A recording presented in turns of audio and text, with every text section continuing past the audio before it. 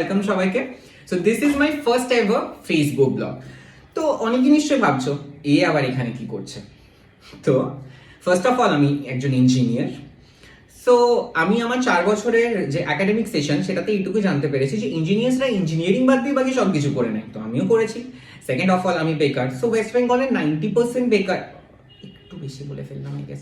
ওকে, West বেঙ্গলের 70% বেকাররা যেটা করছে আমিও সেটাই করছি, বাকি 30% তো জব করছে। So let's not get into that.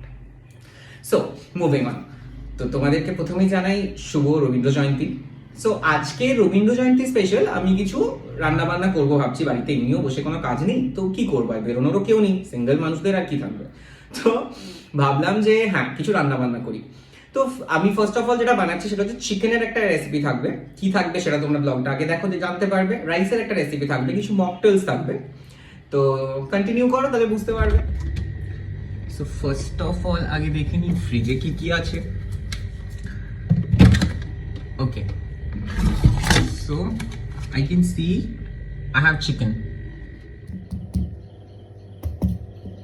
চিকেনটা একদম ফ্রোজেন হয়ে আছে, অ্যাকচুয়ালি ওভারনাইট ফ্রিজে ছিল। তো এটাকে আগে আমাকে ডিফ্রোজ করতে হবে। তো আমি একটা কাজ করি, আমি ডিফ্রোজ করে অ্যান্ড যা চপিং আছে সেগুলো ডান করে আবার আসছি। এবার যেটা আমি ফার্স্টে করব সেটা হচ্ছে ম্যারিনেশন।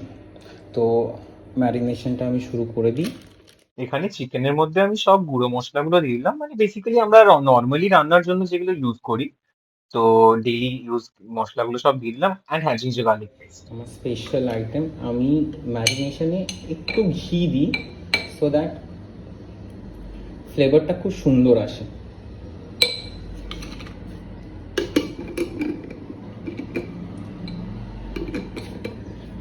এবার সবকিছু অ্যাড করার পর খুব ভালো করে হাতে করে ওটাকে মাখিয়ে নিতে হবে, ঠিক ব্যাংকক বালা থাই ম্যাসাজের মতো, তাহলে ওটা খুব তো ভালোভাবে সেট আমি হবে। আউটফিটটা চেঞ্জ করে নিলাম কারণ পাঞ্জাবি পরে রান্না করাটা it's really Hendrick.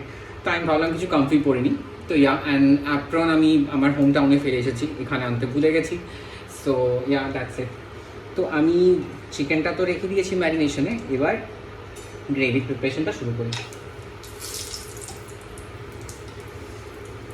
পার্ডেন this background noise, কারণ আই কান্ট হেল্প ইট, আমার তো কিছু করার নেই তাতে।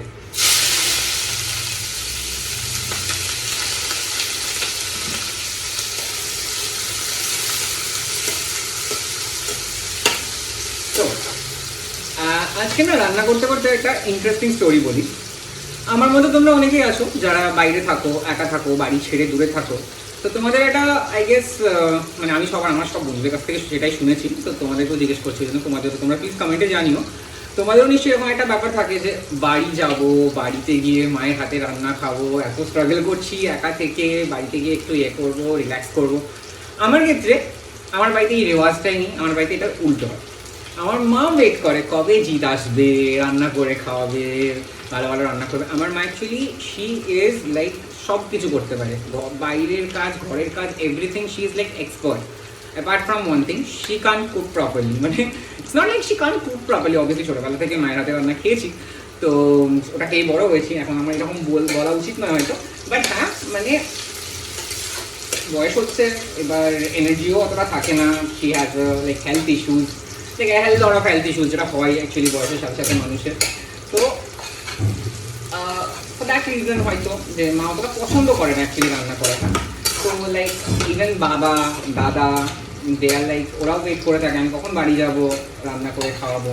আমার বন্ধুরাও পছন্দ করে আমার হাতে রান্না, কিন্তু খুব একটা ভালো রান্না আই ডোন্ট থিঙ্ক আমি করতে পারি। চেষ্টা করি যতটা পসিবল। এবার তোমরা জানাও তাহলে কমেন্টে দেখে। হ্যাঁ, খাওয়াতে তো পাশে ডেফিনেটলি, তোমরা যদি আসো আমি ডেফিনেটলি রান্না করে খাওয়াবো। আমার কাছে সবই সেই ফ্যাসিলিটিস আছে, আমি করে খাওয়াতে পারবো, আমি পারি রান্না করতে। তো ডেফিনেটলি করে খাওয়াবো তোমরা যদি আসো। আর আপাতত দেখে কমেন্টে জানাও কেমন লাগলো জিনিসগুলো। আর অবভিয়াসলি আমি তো ফুড ব্লগার নই, মানে লাইক ওই কুকিং ব্লগার নই। সো আমি হয়তো রেসিপি এরকম করে তোমাদেরকে থরলি দেখানো, যেটা মানে বাকি যারা রেসিপি দেখায় অ্যাকচুয়ালি কুকিং চ্যানেল যারা আছে, তো তারা দেখাতে পারে, আমি হয়তো অতটা পারবো না। বাট যদি তোমাদের খাবারের লুকস দেখে ভালো লাগে, যদি মনে হয় টেস্টি, তোমাদের যদি রেসিপি জানতে ইচ্ছে হয়, ডেফিনেটলি কমেন্ট করো, আমি পার্টিকুলারলি এই রেসিপিগুলো নিয়ে বা আরও তোমাদের যদি কোনো ইন্টারেস্টিং রেসিপিস বা কোনো কিছু তোমাদের যদি মনে হয় যে you guys want to know, বা আমি কিছু বানাবো হয়তো আবার ভবিষ্যতে, মনে করেন আমি obviously have to do my own everything, তো আবার হয়তো অনেক কিছু বানাবো। তো তোমাদের যদি কোনো রেসিপি ভালো লাগে ডেফিনেটলি আমাকে বলবে, আমি সেগুলো পরে এক্সক্লুসিভলি রেসিপি নিয়ে কোনো একটা ব্লগ বানিয়ে আমি সেখানেও আপলোড করে দেবো তোমাদেরকে। তোমরা আমাকে ডেফিনেটলি কমেন্টে তোমাদের যেমন লাগে, ভালো লাগুক খারাপ লাগুক, অবভিয়াসলি মানে ভালো খারাপ মিশিয়েই তো মানুষ ইয়ে করে। এবার আমিও আমার থেকে অনেক ভুল, অনেক মানে কি বলবো, মানে হতেই পারে হয়তো ভালো, আমি প্রথমবার করছি ব্লগ, হয়তো ভালো নাও হতে পারে। তো তোমরা ডেফিনেটলি জানাবে কেমন লাগলো, তোমাদের যে ইনপুটসগুলো তোমরা আমাকে দেবে, যে ফিডব্যাকসগুলো দেবে, সেটার উপর ডিপেন্ড করছে যে আমি নেক্সট ব্লগটা কেমন বানাবো। তো আমার পেঁয়াজ অলমোস্ট হচ্ছে ফ্রাই করে রেডি। এবার আমি কি করবো, এবার আমি এটার মধ্যে জিঞ্জার গার্লিক পেস্ট দেবো। তেলে জিঞ্জার গার্লিক পেস্ট দিতে কেলেঙ্কারি কাণ্ড, কিন্তু এটুকু তো হবেই, খেলতে গেলে চোট আর আনতে গেলে ছ্যাঁকা তো লাগবেই। যাই হোক, আমি আবার মশলাগুলো না একটু এইভাবে ঘুলে দিই, তাতে আমার মনে হয় টেস্টটা অনেকটা বেটার আসে। তো ফাইনাল লুকটা এবার একবারে দেখাচ্ছি। তো এটা হচ্ছে আমার চিকেনের ফাইনাল লুক। জানি না তোমরা কালারটা ভিডিওতে কতটা বুঝতে পারছো, বাট আমার তো দেখে খারাপ লাগছে না, ভালোই মনে হচ্ছে। জাস্ট এবার একটা কাজ করবো, চিকেন পুরোপুরি রেডি, এটা পুরো কুকও হয়ে গেছে, সব কিছু হয়ে গেছে যেটা আমি দেখতে পাচ্ছি। তো এরপর আমি জাস্ট একটা জিনিসই করবো,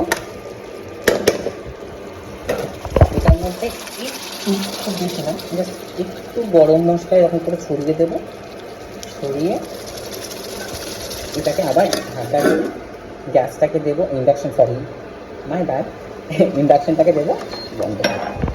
আমাদের যে মকটেলটা বানাবো বলছিলাম, so this is the mocktail, তোমরা দেখতে পাচ্ছ।